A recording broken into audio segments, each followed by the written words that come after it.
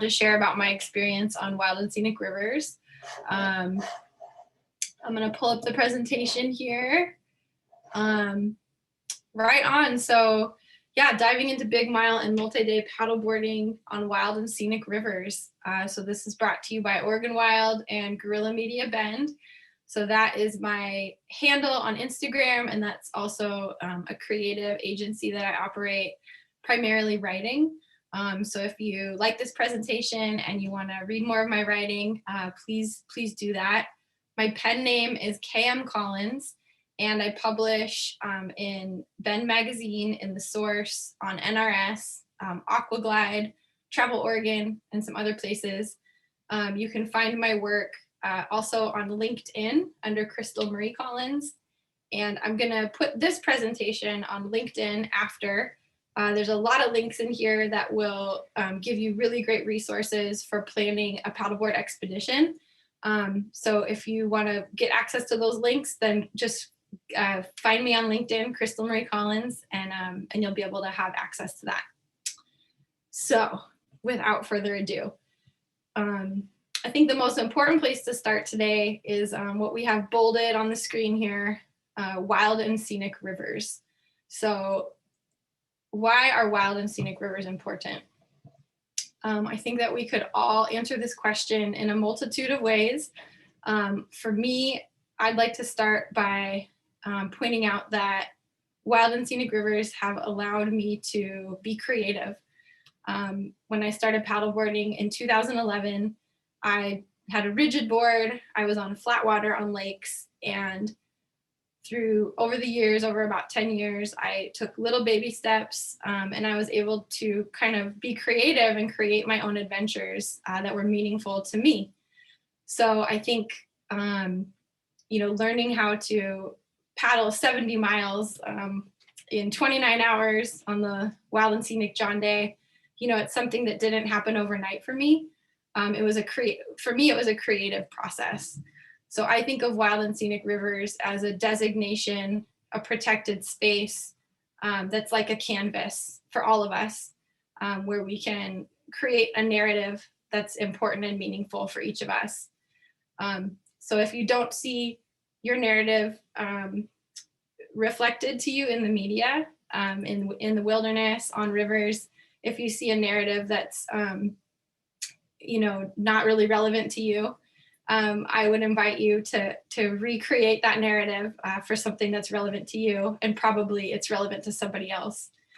So if your narrative on rivers is more around family time, if your narrative is about becoming an empowered woman paddler, if your narrative is in the vein of diversity, equity, and inclusivity, or I loved Allie's opening, kind of speaking to the narrative of Native people. Those narratives are really important, and Wild and Scenic Rivers is a relevant kind of space for us to be creative in expressing and creating those narratives. And the list goes on, right? There's so many reasons Wild and Scenic Rivers are important. So as we go through the presentation today, I just want that to be the foundation of anything I'm speaking about, is just that Wild and Scenic Rivers are important for many, many reasons. And these are just some of the reasons that they're important to me. So the outline for the presentation today is a little bit of herstory, philosophy, locations, training, packing, and questions. So this first photo, I hope you find this presentation entertaining. There's lots of interesting photos for the photo lovers. There's interesting information on paddleboarding for paddleboard lovers. This location here is at Waldo Lake, which is a great place to train if you want to do multi-days. Very, very expansive space, lots of room for paddling. So herstory and philosophy. So this is a great photo. This is kind of a famous spot in the Grand Canyon. One thing that's really fun about wild and scenic spaces is that sometimes you'll see like an iconic location in the press. You'll see it on Instagram and you'll have your own photo of that location. This is Elves Chasm. And it's fun to think about the thousands of people that have visited this location that I'll never meet, but that we have both been to the same location and enjoyed it and had an amazing experience. That's something that is powerful to me about these protected rivers. So yeah, so I started my history in paddleboarding. I started in 2011, and I've been paddleboarding all the way through. I started on flatwater with a rigid board. When I first got a board, I didn't even have a car, and I got a instructor job interview to be a paddleboard instructor, and I had to transport my paddleboard on a skateboard to the river. I lived near Jackson's Corner. That was quite the adventure. Yeah, I started with a stand-on liquid board, and then I moved to inflatable boards a few years later. I traveled to New Zealand and paddleboarded there. I was a paddleboard instructor in New Zealand. And then right about that time, I started doing a lot more downriver paddleboarding, and then kind of getting into whitewater paddleboarding. Probably between 2015 and 2017, I kind of started dreaming bigger dreams. I really wanted a raft, but I couldn't afford one. So I kind of started thinking about a paddleboard as a tiny raft. How could I do multi-days on this kind of tiny raft? And that's kind of where the adventures really started. So yeah, a bit about downriver philosophy from me. Everything sort of starts with honor and respect. So going on a multi-day paddleboard trip is just such a special experience, and it's really important to me to respect and honor the river in that process. So what that looks like for me is asking permission and leaving gifts. So gifts are, bouquets or rocks or songs, and it just kind of helps me get in the gratitude mind space vibration to really enjoy the experience and take it all in. So that's one piece I would invite the audience to kind of come up with their own practices of honor and respect for entering river spaces. And the river gives us so much and really doesn't ask very much in return. So I think that those are good practices to have in place. And to kind of follow up on that, leave no trace practices are really important. If you're not familiar with that, I would encourage you to kind of seek out literature, but it's kind of exactly what it says. Whenever you enter a wilderness space, leave it as you found it. If it's been altered at all already, perhaps think about taking trash out with you or dispersing the fire ring or whatever you might be able to do to kind of put it back intact. So getting more directly to paddleboarding, my philosophies with paddleboarding are more like a rafter, more like a multi-day rafter. So there's kind of different perspectives. There's more taking conservative lines, and there's more like sessioning whitewater. And so my perspective is less of like, oh, big water, like, oh, class 4, class 5. Like, I want to session it over and over. I want to swim out of the raft. My perspective is a little more conservative. Like, if there are big rapids on the section of river that I want to navigate, I'm willing to do that, but I'm not really seeking it out. And with that, there's kind of controversy of like, does it count if I get on my knees, if I paddleboard on my knees? For me, it's like whatever is safe for you. It's a multi-day paddle, so you want to do the most conservative thing. You're going to be on the water for 3 days. So those are kind of some of my perspectives. I think portaging is totally valid. I'm totally into portaging. I love soloing. Soloing can be thought of as perhaps dangerous or unsafe. I think given the correct planning and given the correct experience level, I think soloing is a really important part of reconnecting on the river. Doing trips with big groups is awesome as well, but I do think that it's really important to do solo time. And the thing I love most about paddleboarding, multi-day big trips, is if you've ever de-rigged at the takeout with a raft, it's like a whole lot of work. It's like usually much more time than you think it's going to be. And with the paddleboard, it's like a 7-minute process. You just throw the paddleboard on top of the car, put the gear in the car, and just take off. So it's probably one of my favorite parts about multi-day paddleboarding. So back to our outline, let's talk about some of the locations. So there's kind of the three biggest locations where I've ever done big miles or multi-days paddleboarding. The first trip I did was the John Day Wild and Scenic in 2018. It's 70-mile section, 29 hours. There's two big rapids on it, Clarno and Basalt. At different flows, they're rated differently. Clarno's generally a class 3, Basalt's generally a class 2. I might be like lowering that a little bit. It is wild and scenic, so it's pretty remote. The Grand Canyon was in 2019. It's 225 miles long. It was a 3-week trip. I did between 75 and 80% of that on a paddleboard. So that was raft supported in this group. The photo is a photo of the group I went with.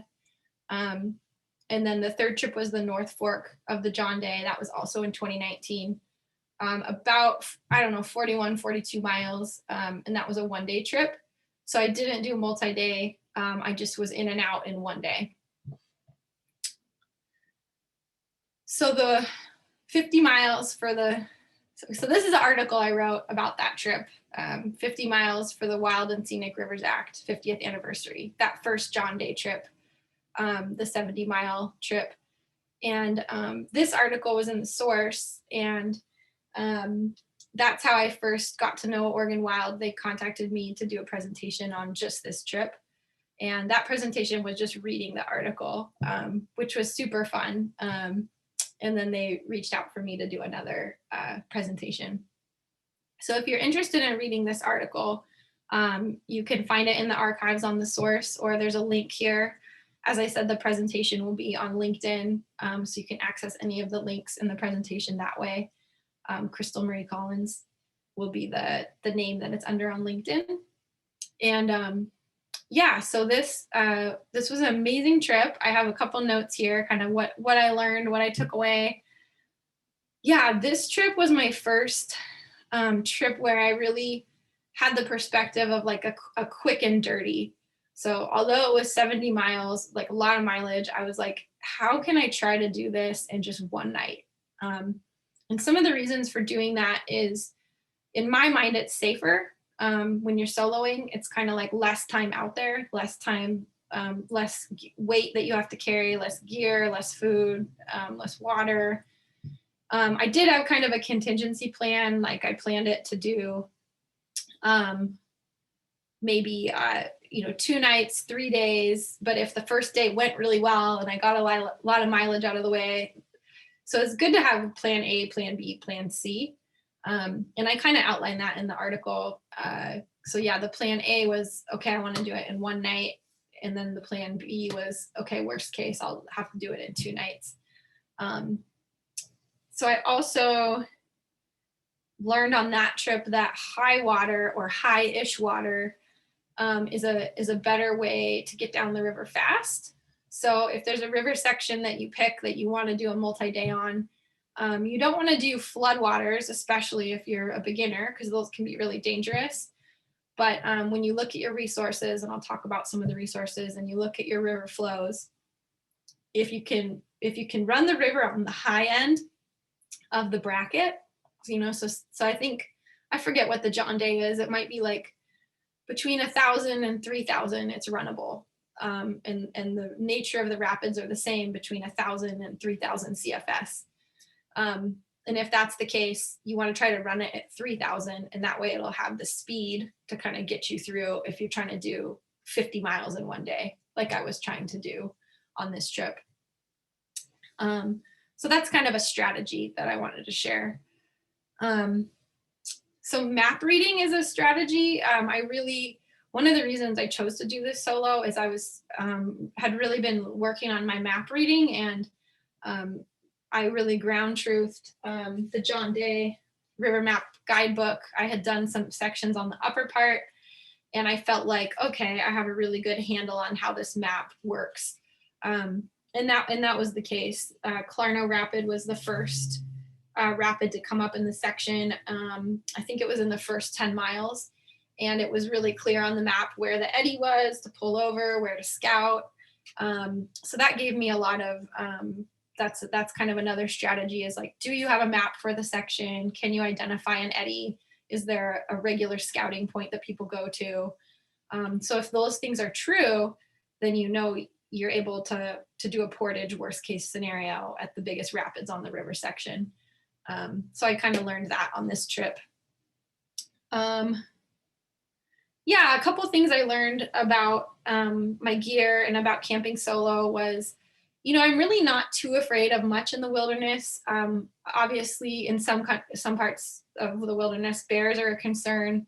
You know, there can be wildcats. Wildcats are probably one of the biggest things that I would ever be concerned about. So in this trip, I chose to kind of camp near-ish to some other people, and they had like really barky dogs. So that can be a strategy if you're soloing and you have like a wild animal concern at all. Usually, you know, you don't have to camp in their camp. You just kind of camp near it, and people are really cool about stuff like that. And the other thing I learned is paddleboards are really cool for multi-days because you can sleep on them. You can drag them on land. And you don't need a tent and you don't need a sleeping mat. You could just sleep right on the paddleboard. And I can be a little bit lazy at the end of 50 miles on the river. I can feel kind of lazy and just want to pass out. And so the paddleboard is perfect for that. Okay, so the next trip was the Grand Canyon. And there's a couple articles on this trip. There was an article in the source from Rain Shadow to River. So Rain Shadow Organics is this amazing farm that my friend Sarah Lee operates. And she's in the photo with the orange visor. Probably many people here know her name. So she was our trip leader. She's guided the Grand Canyon something like 38 times commercially. And I was super blessed to get to go on this trip. And one really interesting aspect of the trip is we brought all organic food from her farm that we prepared in advance.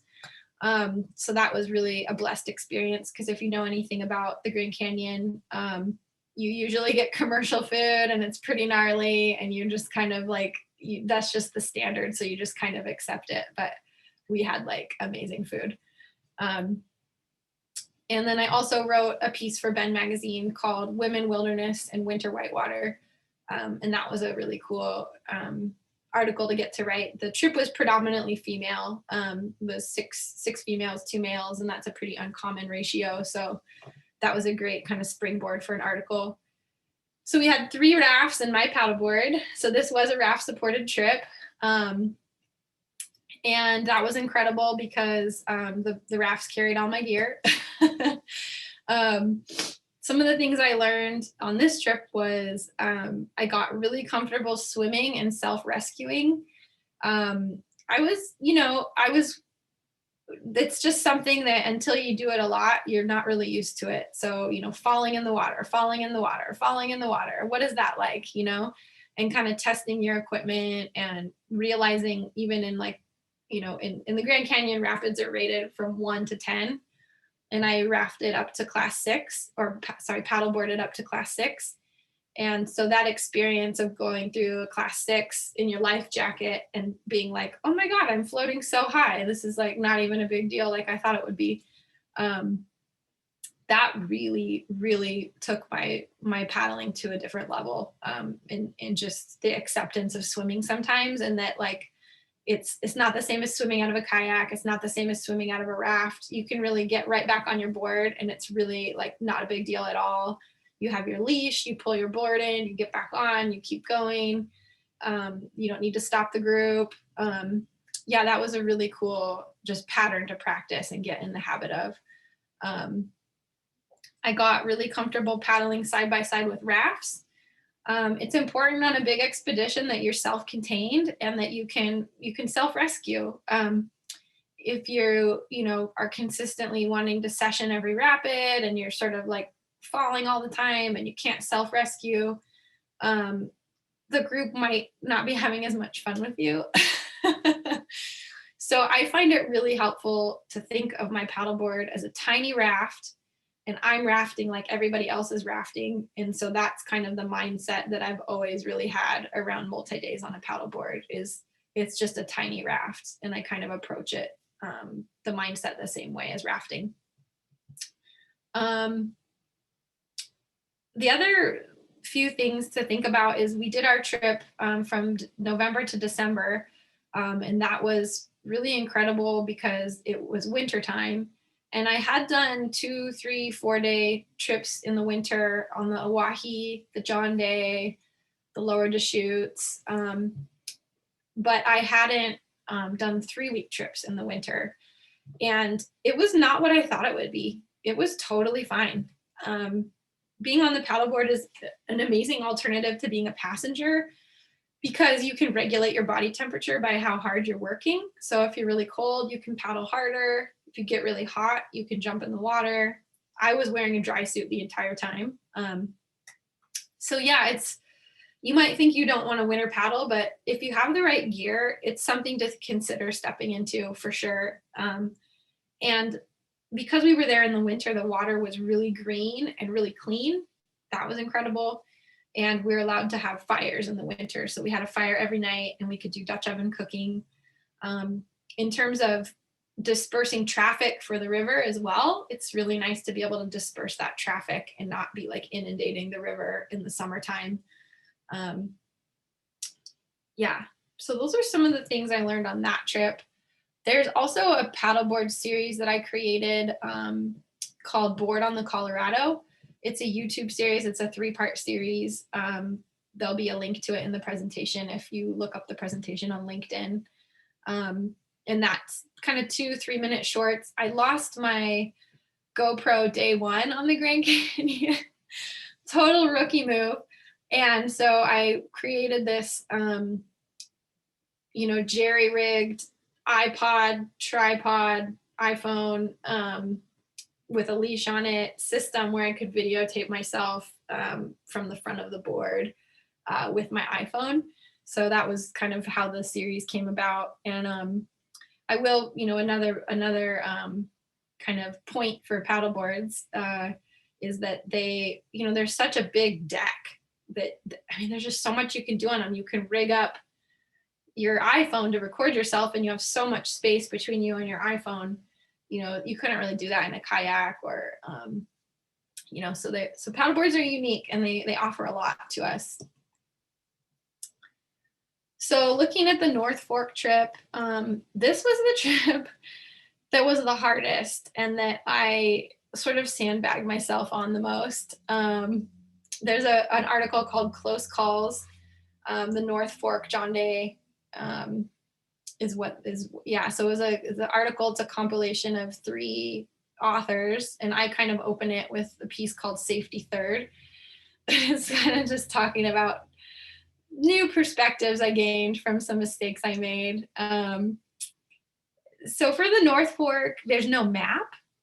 So that kind of throws this like wrench into the whole system. Like up until that point, anything I had run, I had a map. So there's just so much safety in a map. But I got a wild hair and I really wanted to get out there and do it. So I just tore this map out of my road atlas. And it gave me, the main markers. It told me where the bridges were. It told me where the Middle Fork came in. So I could have like a relative idea of where I was at in the section. One of the reasons I chose to run that section, even though I didn't have a map, is because there is a gravel road that parallels the whole river. And so that was kind of an escape strategy. Like if I got into trouble, that was like a really good escape strategy. So there was kind of calculated steps I took in rationalizing whether I would do it or not. It proved a lot harder to Eddie Scout than I thought. So I did actually end up walking that road a lot, knowing kind of there were still some big sections of water and wanting to see them before I got to them. And it was definitely an interesting trip. I would encourage you to read the article. Yeah, and then there was I don't think I wrote about it in the article, but there was the last rapid, the last class 3 that I wanted to portage.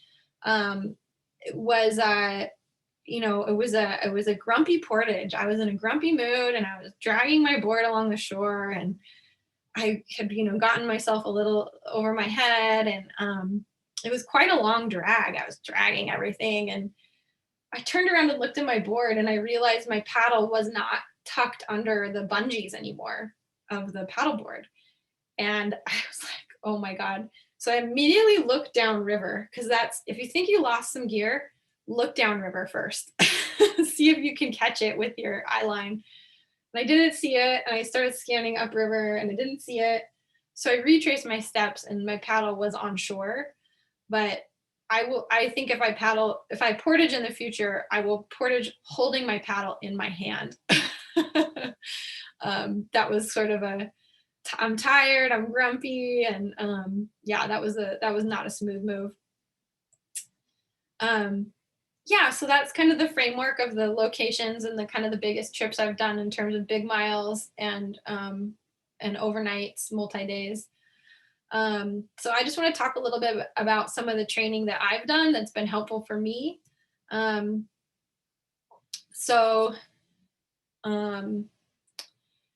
Yeah, I started out on a rigid board. That was kind of my starting point. I got into inflatable paddleboarding.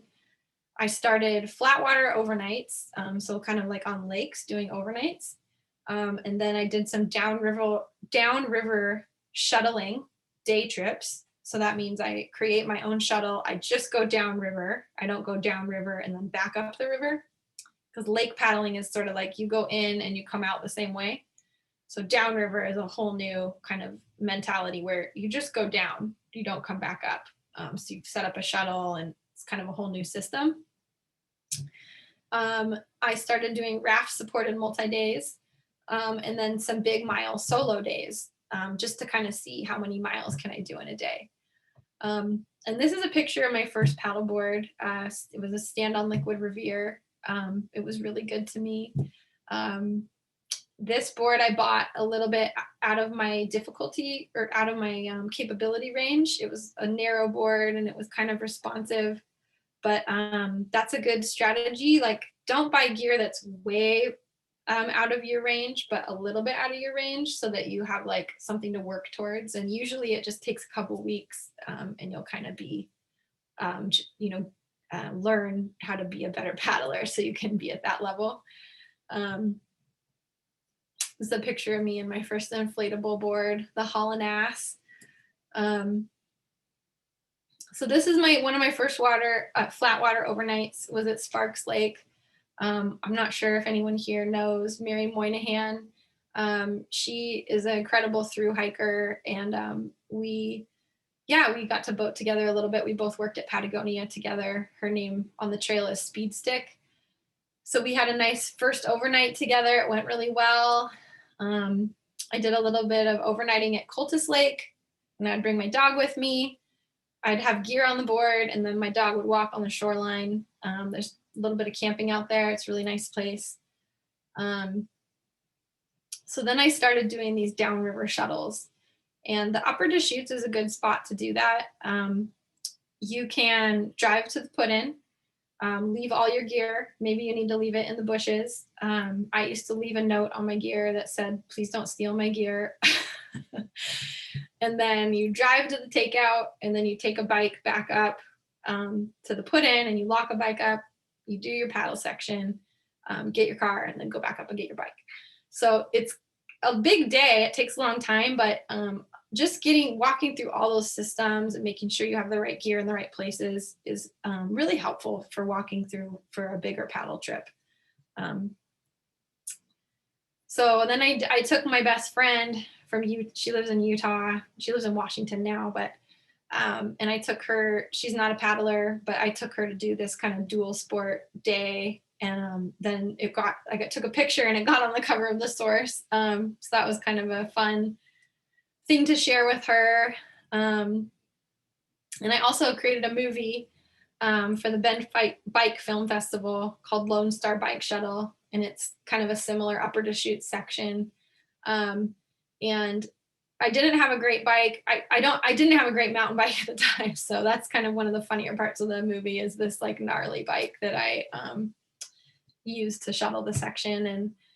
And these links will all be available on the presentation. But Yeah, that was in the Bike Bend Film Festival, I think in 2019. It was fun to make that movie. I did a little bit of downriver bike shuttling in the Willamette Valley on the Columbia and the Willamette. So I would say, do those out too. Shampooey Park is a great place to launch and then go quite a ways downriver. It's not rapids, but it's just getting you in the habit of downriver and navigating downriver. And this is a pretty wide river, so deep water. What is that like? And then I don't know how many times, maybe 4 or 5 times, I did most of the lower Deschutes River from Warm Springs to Harpum on a paddleboard. The only section I haven't done is Whitehorse, and I don't really desire to do it. For me, a big rapid has to have something in its character that calls me to do it on a paddleboard. And Whitehorse doesn't. The character of it doesn't seem interesting to me. It just seems kind of like a beater boater swim, and or being on your knees. I do like Buckskin Mary is a great, I think, class 3 rapid to paddleboard is very fun. So everything except Whitehorse, I would do in like a 2-night, 3-day trip with someone with a raft. And that was a really good experience to just learn how to be on the water on a paddleboard for 3 days in a row, be tired, get up in the morning, stretch, do it again. So I would recommend that if you can sort of challenge yourself to stay on the paddleboard for the duration of a multi-day trip that's raft supported, that's a really good learning tool. So some things to think about are practice packing. Just run through your gear, pack it, practice rigging, ask your friends how they pack, what their favorite gear is. Use the mentality of a lightweight backpacker. How can you get your lightweight backpacking gear on your paddleboard? You want to pack your gear really low. You want your weight low and flat as you can get it, as low as you can get it. I pack on the front and the back of my board. Some people pack only on the front, stand further on the back. There's a couple of different methods. I like the weight balance throughout the board. I think it also matters what your body type is like. So I think kind of someone of my size and stature, that makes a lot of sense. Yeah, you need to check resources for water levels and for safety information, for river descriptions. You need to know how to read a map, practice portaging, and step it up in your mileage slowly. Ask yourself, what's it like to paddle 10 miles downriver in a day? And that is different than a lake. It's much harder on a lake. So, the current is carrying you. So if you don't do anything, the current will at least carry you a little bit. So a little bit on packing. So a couple sections here, favorite gear and resources. So for the Grand Canyon, it was really important to bring a 2-person tent to escape to because it was such a long trip. More often than not, I just prefer to pass out on my paddleboard. I think I mentioned earlier, paddleboards are amazing because they're great for sleeping on. You don't even need a sleeping mat or a pocket pad or a tent. You can just crash right on the paddleboard. But for the Grand Canyon, if it's an extensive long trip, it can be really nice to go inside of a structure. As well as with wet gear, there's like a cool trick I learned in the past. If you are watching the candles, light a couple tea candles, and it will kind of like take away some of the moisture in the air in the tent, and you can hang up your gear and it will dry faster. Another trick is to put, if it's a sock or something smaller, even a t-shirt or something, you can put it in the bottom of your sleeping bag. This is something I've had success with. I don't know if it works for other people. If you sleep with it in the bottom of your sleeping bag, it just seems like it's dry by morning. I don't know if it's the heat, I don't know, but check that out.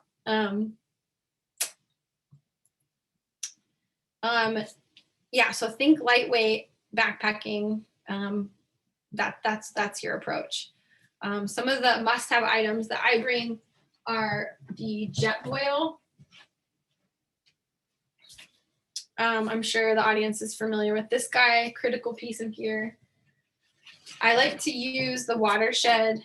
I believe this is 60 or 65 liter backpack, and it just packs in a big square, kind of a rectangle square, so it lays really nicely and low on the paddleboard. I am super into Astral shoes. I like the high tops. I am in love with my dry suit. I don't even know if I would paddle if I didn't own a dry suit. The dry suit is like its own boat that is around your body. It's amazing. Some people go through dry suits really quickly and they're expensive. I haven't had that experience. Mine has stayed really pretty nice, and barring the occasional gasket repair, it's in pretty good condition. For water, some people do water filtration systems. There's gravity fed water filtration systems that are popular right now. Since I've done such quick and dirty kind of in and outs on my solo trips, I just tend to bring all my water myself, and I don't look for spraying or use water filtration, but I would. You want to have spare parts. You want a patch kit and lots of spare parts. I've had this paddle since I started paddleboarding. This has lasted me a million years. Kealoha is an amazing brand. And it has lots of little parts, and none of them have ever broken, but I bring all these parts with me on the river just in case they do break. For using the restroom, I am of the belief, and usually it's noted in river maps and on river sections, like what the standard is, but I bring wag bags. I'm of the mind, pack it out, always pack it out. So I would encourage that system. And a properly fit life jacket is definitely really key with paddleboarding because of the way your arms move. So I have found jackets that have a deep cut of space on the shoulder to be most effective. So the green rescue jacket by Astral is a favorite. And I like the Sweet helmet. It's a kayaking helmet. It's really plush and padded inside. I forget which model it is off the top of my head. And then I have an older tent, the Sea to Summit solo tent. That is the single person tent that I bring on trips. Sea to Summit doesn't make that anymore. I think I would probably get a tarp at this point. So I wrote an article for Aquaglide, their blog, Common Waters, and it's 7 paddleboard overnight must-haves. So that would be a great article to read to get further information.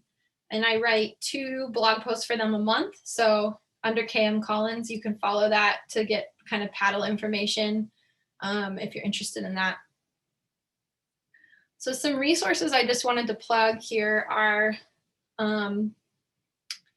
if you pick a section of river that you want to go run, either big miles for one day, like a 20-mile section in one day, or if it's an overnight that you're going to parcel up. These are sort of the resources, like you definitely need to run through this list, like for sure. So you need to call and talk to a local paddle shop or a shuttle company and just kind of touch base with them, kind of ask them like, what are the flows at? Are people running it right now? Are there any hazards that you've heard of? You need to talk to the National Forest or the BLM, whoever manages that section of river, and ask them the same questions. Are there any hazards right now? Check NOAA. You want to know what the weather's looking like. Water levels are key. And weather and water levels, I would check until you don't have internet anymore, especially in the spring. I just did a trip on the North Fork again, rafting, and we put on at 1,000, and Soggy Sneakers told us that the section of the North Fork was runnable to 800. And at 1,000, it was like crazy low, like rock dodging, just like, and I think we took off at 750. So we took off below, and we were right on the fence. Should we do this? I don't know. And we were within the range, so I feel good about our decision, but we kept checking as long as we had internet because we knew the levels were dropping. So you want to check the levels. 2 weeks out, a week out, every day, just to kind of get a feel, like, are they holding firm?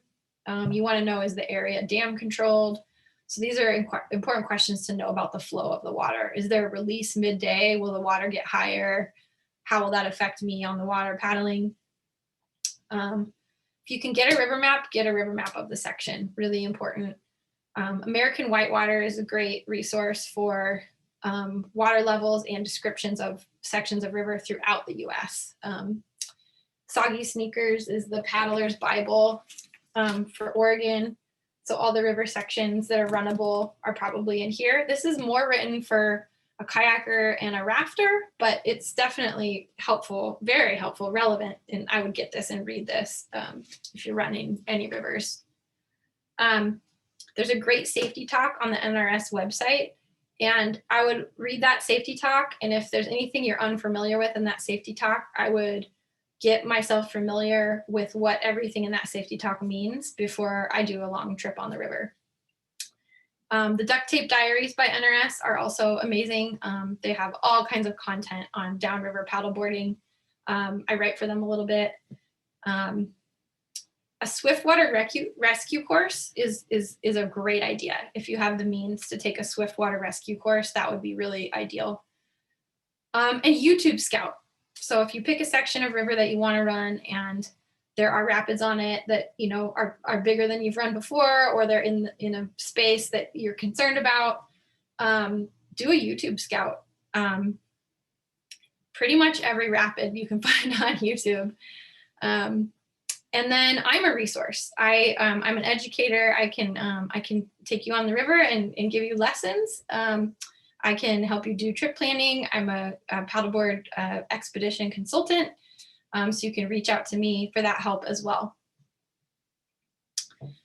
So this is just a slide with all the links to the media that we talked about today, and that'll be in the presentation if you want to pull any of that up. You can reach out to me on LinkedIn under Krystal Marie Collins, or on Instagram, Guerrilla Media Bend. And I guess that concludes the prepared portion of the talk today. I hope that you're left with a deepening of the importance of wild and scenic rivers in creating your own narrative and your own adventure in public lands on the water. That was so awesome, Krystal. Thank you for sharing. I got to see you speak a few years ago, and it was just on that one trip. So I feel like I really got a much broader understanding of like what it takes to make one of these trips happen. So thank you for being here. We're going to give folks 2 or 3 more minutes to put questions in the chat. So if you haven't sent any in or in the Q&A section of this Zoom call, go ahead and put those in now. We're compiling them and we'll be able to pitch as many as we have time for. Really briefly, I just want to give a quick update on the Wild and Scenic Rivers bill that Oregon's currently ushering through Congress, and I'll let you know, what the status is on this. So can you all see my presentation? Krystal, can you see it? I can see it, ma'am. Yes, okay. ma'am. Awesome. Thank you. Okay, yeah, so the River Democracy Act, if by this point you haven't heard of it, you must be living under a rock, because it's the most exciting river protection bill that Oregon has maybe ever seen. We're talking about the potential for 4,700 miles nearly of rivers, streams, and lakes in Oregon to receive new protections under the Wild and Scenic Rivers Act. It's a federal law. That would be amazing. And so this is a map. It's pretty zoomed out, but I'm happy to chat with people after the fact or on email if you have specific questions.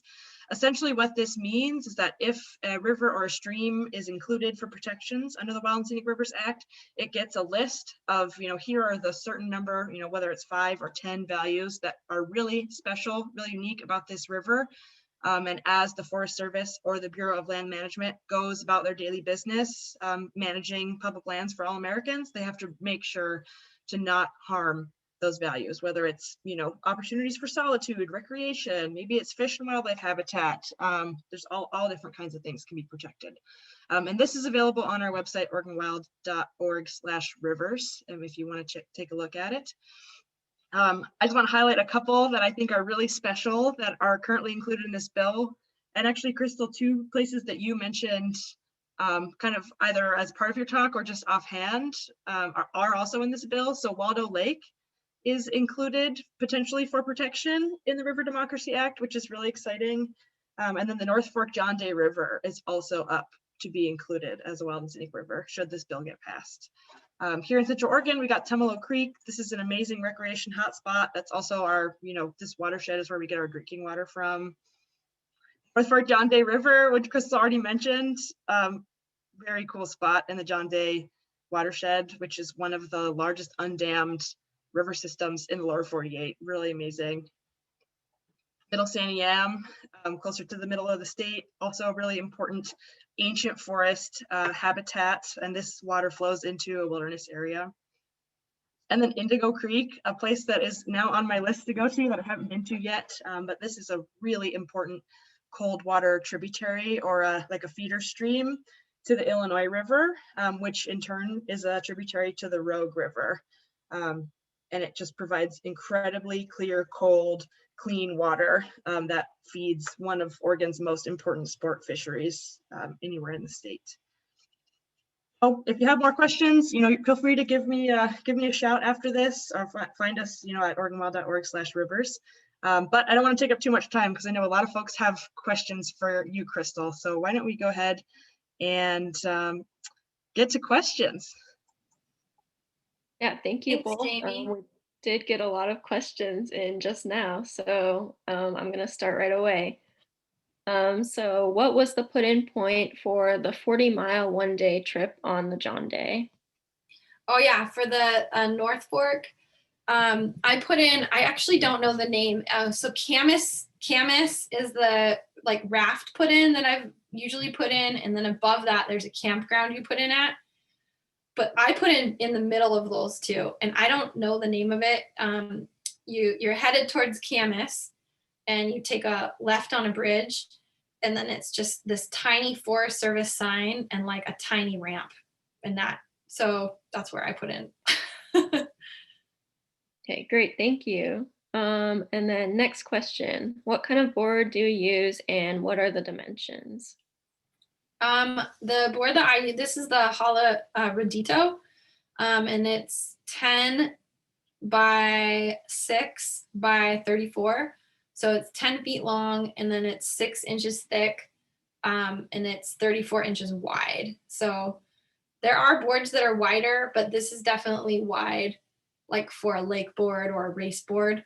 And that's just for stability on kind of moving water, river water. Great, thank you. What are some of the future trips you're planning? Right now I am planning a trip on the Grand Ronde. Super mellow. And I really would like to do something on the Rio Grande, maybe this winter. And I don't even know what's boatable, but I thought that would be a really cool winter trip. Yeah. That sounds like a lot of fun. Can you briefly describe the different types of paddle boards and their purposes? Sure. Rigid boards are, you don't want to take them anywhere they're going to run into anything, because if they get dented or anything like that, then kind of mold can start growing. There's foam in the core and can get moldy. So if it does get dented, you want to patch it, and it can be kind of a hassle. So those boards are really for lakes and just areas where you don't think you're going to run into a rock or an obstacle. If you are doing something a little tighter river profile, something that might have rocks here and there, you probably want to use an inflatable board, because it, like a raft, it will sort of bounce off of rocks. And while it could get punctured, it's less likely, it's less consequential running into rocks. The shorter the board, the more it's probably used for surfing. You can kind of think of the same way with kayaks, and what you would use in the Whitewater Park to surf waves and to session waves. They're called play boats for kayaking. So for paddleboarding, it's really similar. The board really shortens quite a bit, and it's wide. And then for downriver, it's something in the range of 8 to 10 feet, something wider on the wider side. And then the longer the board gets, over 10 feet, 12 feet, 14 feet, it starts to become more of a race board. And that board would also narrow on the sides. So all the way down to 29, 28 inches. And those feel very kind of, they would say tippy or responsive. But if you have good balance and you have good paddle stroke, those are really good long distance race boards, touring boards. So that's like kind of a broad sweep of how they're designed. All right, I'm getting a few questions kind of based on how to find a community of paddlers. So this question is, where can you find other paddlers? Yeah, absolutely. Bend Whitewater could be a good resource. It can be a little broy, but yeah, you could check out Bend Whitewater. You could check out, for me, there are some ladies paddle Facebook groups. There's Women of Whitewater, Ladies of Whitewater. I think there's PDX, Ladies of Whitewater. So on Facebook, there's some Facebook groups, and that's been a good tool for me, especially around asking questions about gear. People love those forums for talking about gear, but also for meeting up. And then what else would I do? On Wednesday nights, there's a kayaking meetup. Yeah, it is. We're all sort of like snipers. We're all like hidden amongst the general population. How do we meet each other? Whoever asked that should start a paddleboard group, and I will join it. And maybe sometimes I feel like there's postings at local gear shops too, depending on where you are. If that's sort of the only community meeting space for river folks, asking around, at the people who work there or checking their bulletin board maybe. Yeah, I like all that. Yeah, those are all good tips.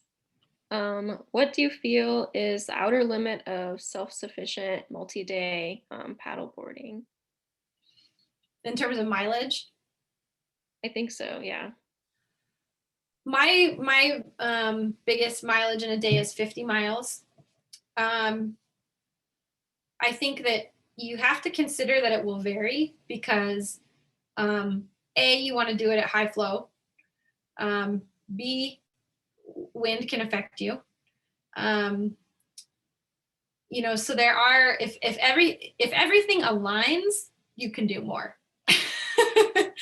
So I think making a plan where there's a plan A, plan B, plan C, based on plan A, everything aligning, I can do this many miles. But definitely pack for plan B just in case. Probably you'll get plan A. But the river is such a dynamic place. You can have trained to do 50 miles in a day and feel prepared and be strong enough for that. But it's not just about you. It's about the flows. It's about the weather. Sometimes, there's just other variables that can happen. So 50 miles for me has been the max. I'd like to try to do more.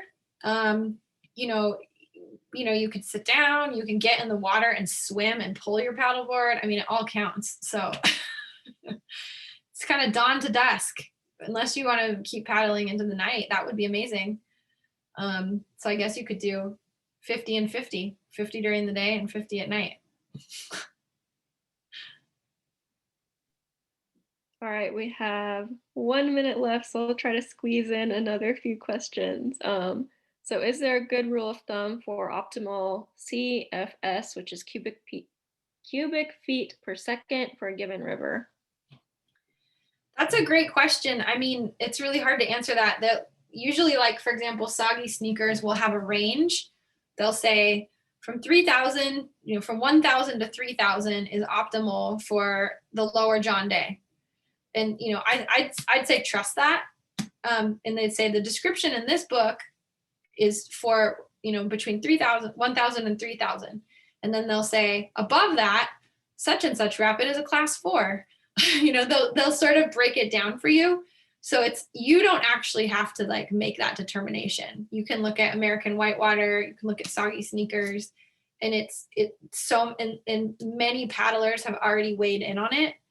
And it's not to say it's like written in stone. Like things can change over time on the river, rocks can move, but it's a very good tool to look at. Look at soggy sneakers, look at American whitewater, and they'll break it down in terms of high water, low water, what the average range is. They'll make it clear for you because it's different on every river. It's different on every river. Great, thank you. Okay, very last question. What is your favorite place you have ever paddled? Oh my God. Probably the Upper Klamath. I just had an opportunity to boat that, and there's a lot of really interesting aspects. It's dam controlled. It's high. It's very big water. It's class 4+. I went to kind of a guide school this summer for a month, and did kind of a raft guide school, and so it's complex because it's dam controlled and we don't like dams, but at the same time, it makes something boatable year round that wouldn't be boatable. But the dams are supposed to come out in 2023. And I actually have an article coming out about it in Adventure Sports Journal. I think it's a California publication. It'll probably be on my LinkedIn. And I start that story out with a lot of beater boating carnage of my own creation. So the Upper Klamath, read about it. And if you ever get a chance, because it probably will be gone in a couple years, be cool to check that out. It's very unique. It's a big stopover on the flyway. Great, thank you so much for joining us, Krystal. That was a great presentation and Q&A, but it is now 7:02, so I'm going to end the webinar. Thank you everyone for joining us today. Have a good night. Thank you. Thanks, everybody.